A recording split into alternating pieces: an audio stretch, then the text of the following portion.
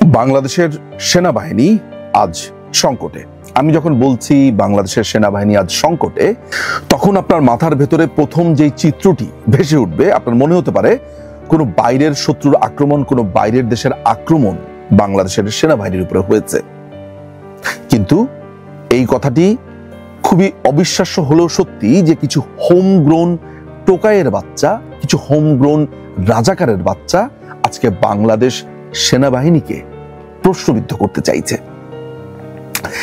তারা ক্রমাগতভাবে সেনাপ্রধান, বাংলাদেশ সেনাবাহিনী এবং কি অদ্ভুত সব নামে তারা বাংলাদেশ সেনাবাহিনীকে ডাকছে।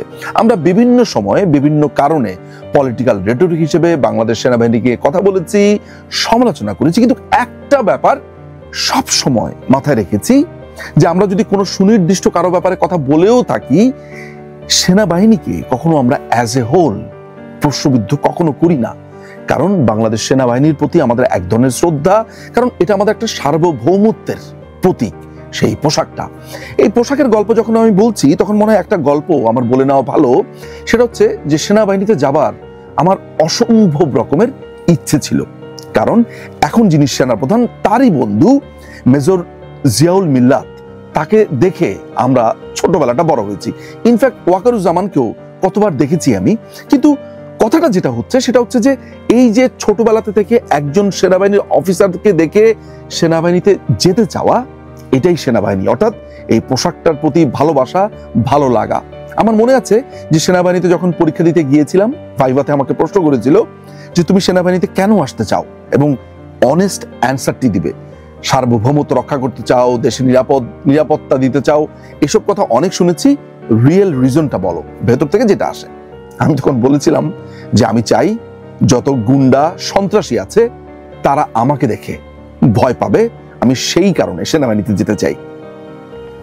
উপস্থিতরত যে সেনা কর্মকর্তা যারা ছিলেন তারা হাসা শুরু করলেন এবং তারা আমার উত্তরটা পছন্দ করেছেন। তারা বলেছেন যে এটা আসলেই একটা অনেস্ট অ্যান্সার ছিল, খুব সরল একটা অ্যান্সার ছিল। ইয়েস, বাংলাদেশ সেনাবাহিনীর যে রেসপেক্ট, যে সম্মান, যে সন্ত্রাসীরা দেখলে ভয় পায়, এইটা সেনাবাহিনীর সৌন্দর্য। আজকে এই সেনাবাহিনীকে প্রশ্নবিদ্ধ করতে চাইছে, ক্রমাগতভাবে সেনাবাহিনীকে নানান ট্যাগে আপনার রূপান্তর করছে, নানানভাবে তাদেরকে বলছে। কারা বলছে?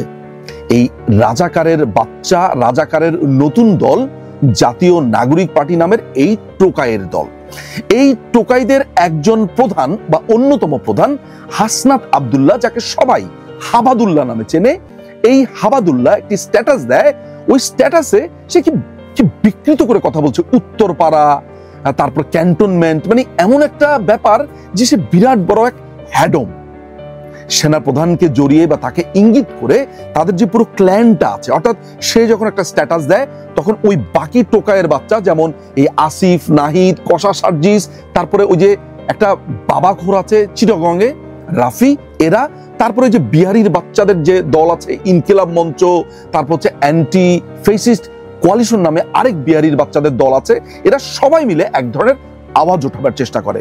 আওয়াজ উঠলে যেটা হয় সেটা হচ্ছে তারা ঢাকা বিশ্ববিদ্যালয়ের ওই রাজু ভাস্কর্যের পাদদেশে 1000-2000 লোক বা এরকম 500 থেকে 2000 লোকের মতো জড়ো করে ভাঙচুর, হই হট্টগোল করে দেখানোর চেষ্টা করে যে তাদের সাথে অনেক লোক আছে। এদের সাথে যোগ দেয় জামাতে ইসলামী, শিবির, এদের সাথে যোগ দেয় হিজবুত তাহরির এবং অ্যান্টি বাংলাদেশ যতগুলো দল আছে প্রত্যেকে তাদের সাথে যোগ দিয়ে এইটা দেখানোর চেষ্টা করে যে তাদের সাথে জনতা আছে।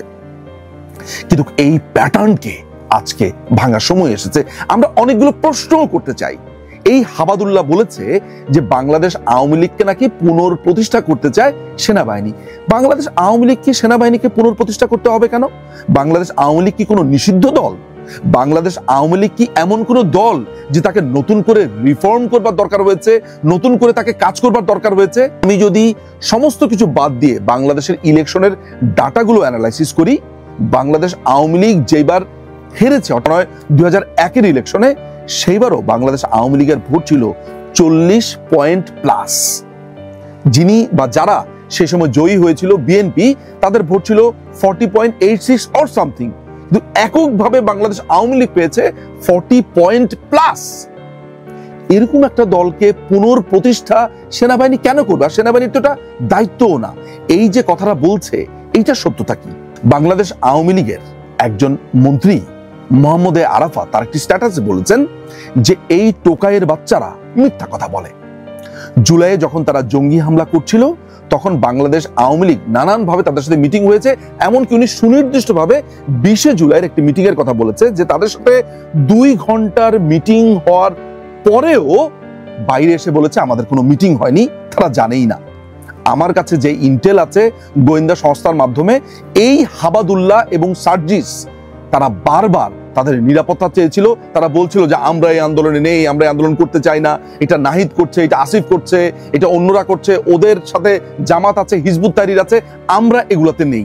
এই কথা বারবার বলে সেনাবাহিনীকে বলেছিল, কর্তা ব্যক্তিদেরকে বলেছিল, আওয়ামী লীগের বিভিন্ন শ্রেণীর নেতাদেরকে তারা বলেছিল।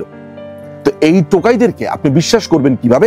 সবচাইতে বড় ব্যাপার হচ্ছে যে এই টোকাই বলছে তার সাথে আরো নাকি অনেকেই ছিল। কারা ছিল? কোন আর্মি অফিসারের সাথে কথা বলেছে, কোন জেনারেলের সাথে কথা বলেছে, এবং বাংলাদেশ আওয়ামী লীগের ব্যাপারে সেনাবাহিনী কথা বলতে যাবেই বা কেন? ইয়েস, সেনাবাহিনী প্রধান একটি ইনক্লুসিভ ইলেকশনের কথা বলেছে। সেনাপ্রধান একা তো ইনক্লুসিভ ইলেকশন চাননি, ইউরোপিয়ান ইউনিয়ন চেয়েছে, আমেরিকা চেয়েছে, ইন্ডিয়া চেয়েছে, পৃথিবীর বড় বড় দেশগুলো, বড় বড় শক্তিধর দেশগুলো, ডেমোক্রেটিক দেশগুলো, তারা বলেছে যে বাংলাদেশে একটি ইনক্লুসিভ ইলেকশন হতে হবে। বাংলাদেশ আওয়ামী লীগ তো বাংলাদেশে কোনো নিষিদ্ধ দল নয়। বাংলাদেশ আওয়ামী লীগের কি বাংলাদেশে রাজনীতি করবার অধিকার কখনো হারিয়েছে? তাহলে বাংলাদেশ আওয়ামী লীগকে ছাড়া ইলেকশনের যেই কথাটা বা যেই প্রেশারটা তারা দিতে চাচ্ছে, তারা কে? এবং এই কথা বলে বাংলাদেশ সেনাবাহিনীকে সাধারণ জনতার এই মুখোমুখি করতে যে চাইছে, উদ্দেশ্যটা কি? যারা বাংলাদেশ সেনাবাহিনীকে প্রশ্নবিদ্ধ করতে চাইছে, এই তারাই সেমিনারে বলছে যে মুক্তিযুদ্ধের সময় যারা পাকিস্তানের পক্ষে ছিল, যারা মুক্তিযোদ্ধাদেরকে হত্যা করেছিল, তাহলে তাদের অবস্থান ঠিকই ছিল। এইটা প্রকাশ্যে বলেছে। তারা প্রকাশ্যে এও বলেছে যে 71-এর ঘাতক, নরঘাতক দেলোয়ার হোসেন সাঈদীর যে বিচার হয়েছে, এই বিচারের প্রেক্ষিতে তারা আওয়ামী লীগের নেতা কর্মীদের উপরে প্রতিশোধ দিতে চায়। তারা বলেছে যে এই সাঈদীর বিচারের প্রেক্ষিতে তারা আওয়ামী লীগের নেতা কর্মীদেরকে ফাঁসি দিতে চায়। এই পাকিস্তানি, এই রাজাকারের বাচ্চারা আজকে সেনাপ্রধানকে সাধারণ মানুষের সামনে মুখোমুখি করেছে এবং এমন একটা অবস্থাতে নিয়ে যাচ্ছে যে যেন বাংলাদেশটা একটা লক হয়ে গেছে। এই টোকাইয়ের বাচ্চারা কাকে ধমক দেয়? সেনাবাহিনীকে।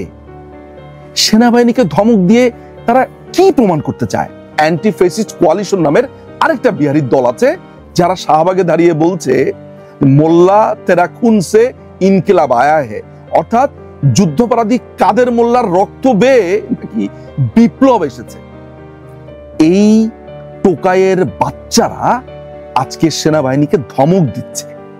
এই সেনাবাহিনী আমাদের কাছে একটা শৌর্য বীর্যের প্রতীক ছিল এবং আছেও।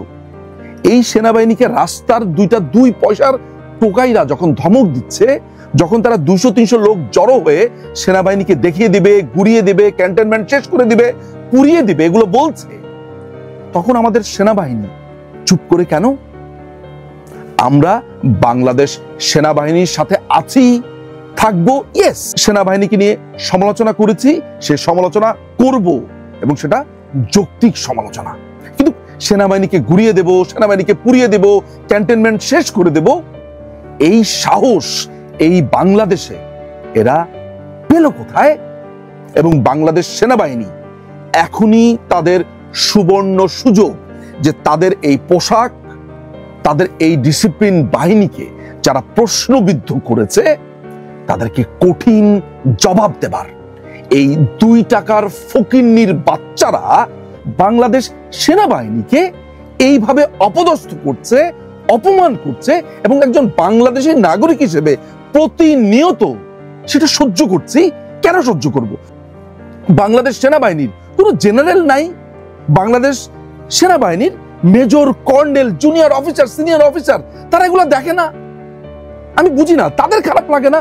আমি যদি একজন সাধারণ নাগরিক হিসেবে আমার এত খারাপ লাগতে থাকে, আমার ভেতরটা জ্বলে পুড়ে যেতে থাকে, তাহলে সেনাবাহিনী খারাপ লাগে না? তাদের তো পোশাক, তারা তো চাকরি করছে।